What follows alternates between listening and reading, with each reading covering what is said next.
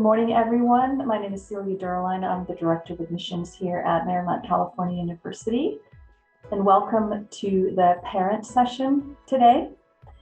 I have with me Dr. Ryan Alcantara today, who is the Dean of Students, and also Chad Fair, the Dean of Residential Campus.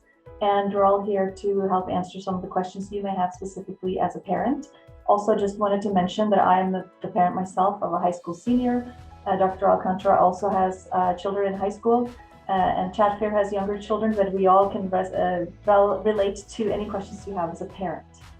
The first part of this webinar, we're going to start with a brief introduction from Dr. Alcantara and Chad, hearing a little bit more about their departments, what's new, what you can expect, and then we'll turn it over to some questions after that.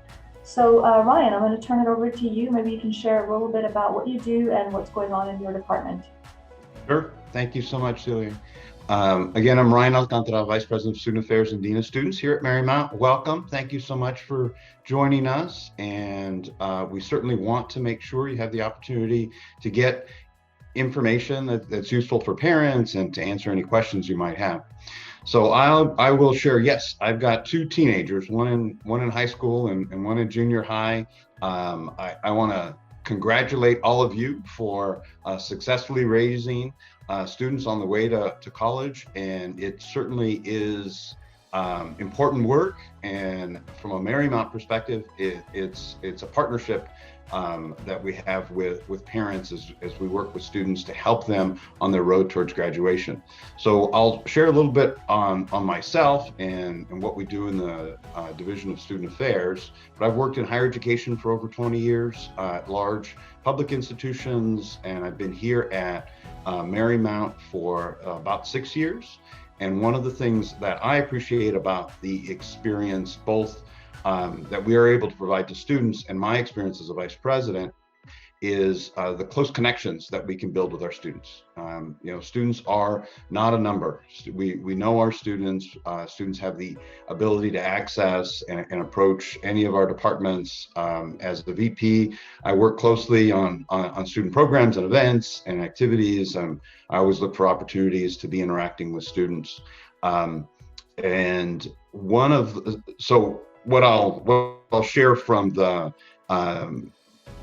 division perspective. So what I do as the Dean of Students is I oversee a number of key departments. And so that includes residential life and student life, which fall directly under Chad, as well as areas like our wellness center. And so that provides our counseling, advising, disability resources, internship and career planning, international services and study abroad.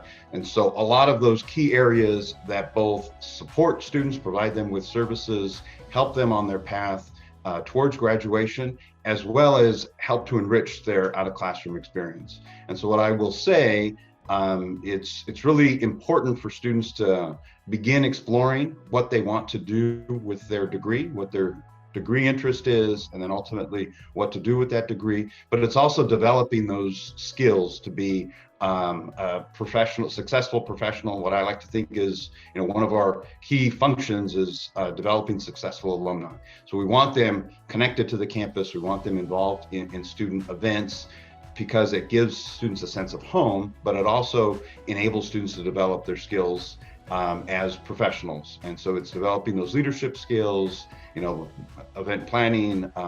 One of the things that we certainly say about Marymount is small means more. And the way that I often operationalize it is the student voice is amplified.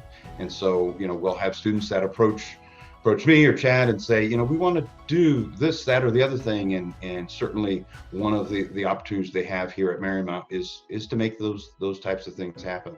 So I really encourage, as you're exploring institutions and opportunities for college, think about that classroom experience, but also think about that out of classroom experience. And ultimately what we try to provide to students here at Marymount is an atmosphere that's engaging and easy to navigate. And so that is critical. And I do look to parents to remind students, get involved, build connections, get to know people, meet folks for study groups, meet folks to form student organizations, and all of those opportunities are available certainly here at Marymount. Great, thank you. Chad, I'll let you, same way, share a little bit about your department. Of course. So like Ryan, I've been in the field for a number of years. I'm actually getting ready to start my 17th year in the field of higher education, which is kind of wild. For those of you that are thinking, yes, that does mean that I am a lot older than I look. But that's okay. But I've worked at universities all over the country of all different sizes. And something that I've really loved about Marymount since I've come here is that, as Ryan was sharing, that we know all of our students really, really well. We have upper administration that's able to spend time and get to know the students on an individual basis. I love walking around and talking to all the different students, hearing their different ideas. Some of our best ideas for programming actually comes from students saying something, sometimes even offhanded, saying, oh yeah, it'd be cool if we did this, and then not give it a second thought. And then we get to run with it and have a lot of fun with the ideas that they come up with. So we're very, very open to their voices and what they have to say that they're looking for out of their experience here. In the residential side, some of the things that we're really looking for our students is, we're looking for them to be able to have a great experience outside the classroom. A lot of time that they're spending at the university is outside the classroom. So we want to make sure that it's a great living, learning environment for them.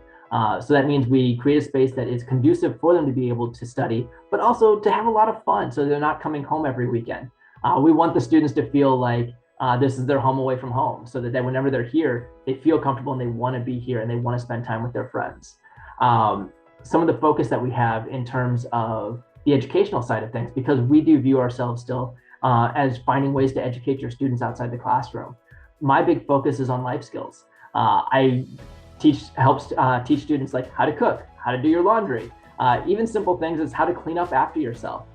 We find that a lot of students haven't had some of these life skills and life opportunities until they come to us. So we really focus on helping them gain those life skills to where they can be a little bit more productive after they graduate from school.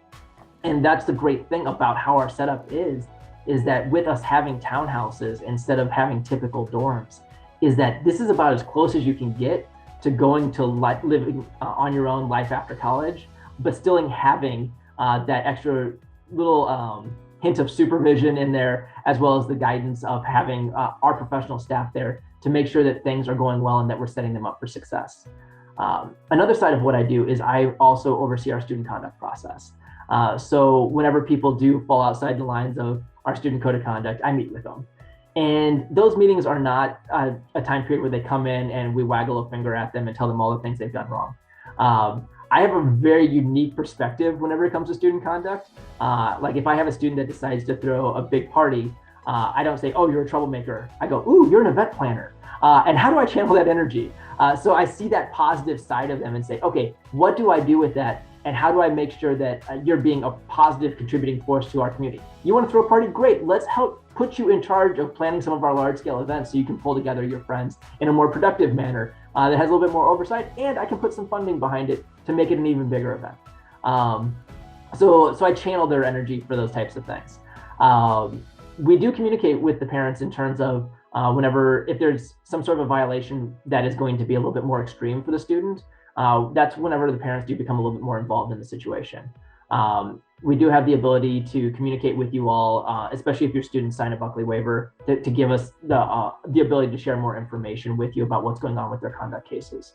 But we're very open to having those conversations with you all. But ultimately, everything that we do is to help put them on the right path to make sure that they're going to be more successful in the rest of their time that they're here at MCU, and that they can walk across that stage, as we have so many students that are getting to do in in a week. So we want to make sure that we're setting them up for success through our student conduct programs as well. Thank you so much, Chad. I really appreciate you sharing there. And let's open it up to some questions now. Please feel free to use the Q&A feature here to submit your questions. And one of the things that I'd like to start off by asking you, Ryan, as the mother or parent of a high school senior, I have seen the mental health challenges that students have gone through this year. and they're very real. And I wanted to know if you could talk a little bit about the mental health services and support that we offer here at MCU. Okay, so we have counseling resources that are available to students out of our Student Wellness Center. And so that's under Dr. Osmara Reyes Osorio. And so students are able to meet for one-on-one or group sessions. So we run a few different group sessions, kind of dependent on the types of issues students want to discuss. But students have access to a counselor that's a member of our community here at Marymount. They can access that. We have established over the last year access through Zoom or video conferencing to do counseling sessions, but as departments and things are opened up, as we're kind of going through the other side of COVID, typically students are able to access them both on the main campus, and we do also have hours over at the villas. We found that sometimes convenience is an important piece of students' ability to meet with a counselor. So it is, I will say we do spend some time identifying or looking just to provide referrals and encouraging students. Different students have different experiences based on counseling, and so sometimes folks need a little bit of a nudge. What we know is mental health is a big issue within higher education, and it's something that's really, really important to provide support to students. There's a lot of different, stress, just the regular academic stress of midterms and finals and papers and all of that, and then you add relationships and other types of things. So it is important to be aware of the signs of that, and so our wellness staff also puts on during orientation a family orientation session, and part of that is some tips for parents of just things to be aware of. If your student is living at home, it's particularly important, but even a way of just that referral process. But yes, that's a very important aspect of the services we provide for students. Thank you so much. I appreciate that. One question for you, Chad, maybe you can talk a little bit about what the next step in the housing process is. So when someone deposits, I'm sure there's some deadlines, some paperwork to be aware of. Yes. Make sure that you go to your My Marymount portal, and you can apply for housing through there. So whenever you go through the application, this is one of those things that as parents, I'm going to greatly encourage you not to fill out the application for your student. Make sure that your student is the one filling it out. We ask very specific questions on that application that help us avoid roommate conflicts. So we ask things that we've seen over the course of many years that cause conflict, and we try to match up people that have like personalities. So while you might believe that your student is planning on being very clean their entire time because they always clean their room at home, they might not have that intention once they get to college. They might be very much of the mindset of, cool, my parents aren't going to make me clean my room anymore. I'm not going to. So putting them with another person who actually does plan on being very clean, that might cause a little bit of a conflict. So making sure that they're the ones that fill it out is going to be really important. There are some deadlines that are coming up. I shared this in the housing session that if you apply for housing by June 1st, you can actually lock in a single at a double rate. That's something that we just opened up this last week. And students that we've been talking to are very excited about it. So that's something I would make sure that you jump on that opportunity. It's a really nice cost savings over if you were to wait after June 1st to apply and to get a single. You're saving yourself about $3,500 by applying before June 1st. So I definitely encourage you to do that. Other dates that are important, if you have a student that's a student athlete, they'll be moving in at the end of July. So they move in almost a month earlier than the rest of the student body because they're going to start doing fall practice. That's if they're a fall sport. If they're a spring sport, they won't move in until later. The other students will be moving in on August 19th. And that's for the rest of the student body to be moving in as far as our incoming students. We send out housing placements typically at the end of first week of August. And that's whenever you find out who your students' housemates are. And that's the way then you can start connecting with them as far as planning on who's bringing what to the villa. Great, thank you for that. Question for Ryan. How can parents stay informed about MCU after their child starts here? Because we're used to getting a lot of information, being the first point of contact. No, we're no longer going to be the main contact for the school. How can they stay involved? Well, there's lots of different ways for parents to get involved. I will let you know again, as part of our orientation programs, we'll have an opportunity for parents to participate there, and I really do encourage you to do that. It gives you some insights into the information that we're presenting to students and just the resources and services in a little bit more detail. And that occurs just before classes start in August. Additionally, we have robust athletic programs, and so we certainly encourage families to participate in that. Whether your students are student athletes or not, it's certainly one way to be connected with the university. We do work to provide periodic updates for parents for important things. But I'll say and I talk about this in more detail, within orientation. Part of it is just being aware of the cycle of the academic experience. And so, when do you ask questions to your students? Typically, students are registering for classes somewhere in the middle of the semester. And one of the unique things that we do here at Marymount is we give midterm grades. And so, knowing that your student's going to get that information, if they're living in the villas and they come home at Thanksgiving and they say, oh, I have no idea how I'm doing in my grades, that's a red flag that something might be going on, because faculty are required to maintain gradebook, and so that's an online resource that has their grades, and they do get issued a midterm grade around the middle of the semester. So some of it is just understanding that academic calendar, and knowing when, because we'll post the start and end of classes on the website, and so again, a lot of that information is open and available to parents. And we do look forward to having different activities and events that we incorporate family members into as well. The other thing I would toss out there is also making sure that you're following us on our social media sites. We do a really good job of sharing out a lot of information via our Instagram pages. So following the main Marymount page, as well as whatever other involvements your students are in, whether it be living in the villas or part of student life, they're part of athletics, making sure that you're following those pages so you know what's going on. And that's a great resource if your student is ever calling you and saying, oh, there's nothing to do here, nothing's going on. Look at our social media pages. You'll find that they are probably not fully telling the truth, because we put a lot of stuff up there about what's going on our campus.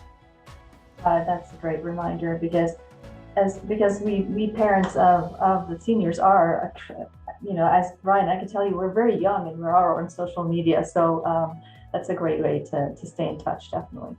We're about to wrap up this session, but as a closing, I'd like to ask both of you, starting with you, Chad, if you could share just very briefly, like with a few words, what makes you what are you most excited about to share about MCU? Like, why, with a lot of choices, why should these parents and students choose MCU? I would say because they're going to get a very hands-on experience. All of our faculty and staff are directly invested in the student success. They're not going to be in a lecture hall of 300 people. We know every single one of our students.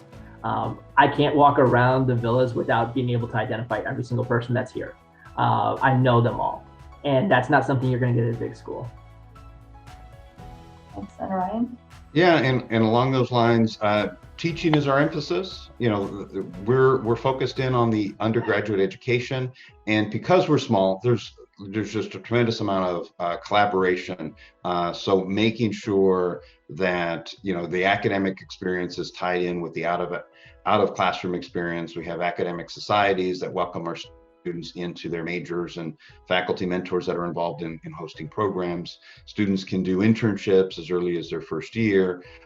So it's just that, that integrated experience is really, really important because it makes it very available and accessible to our students.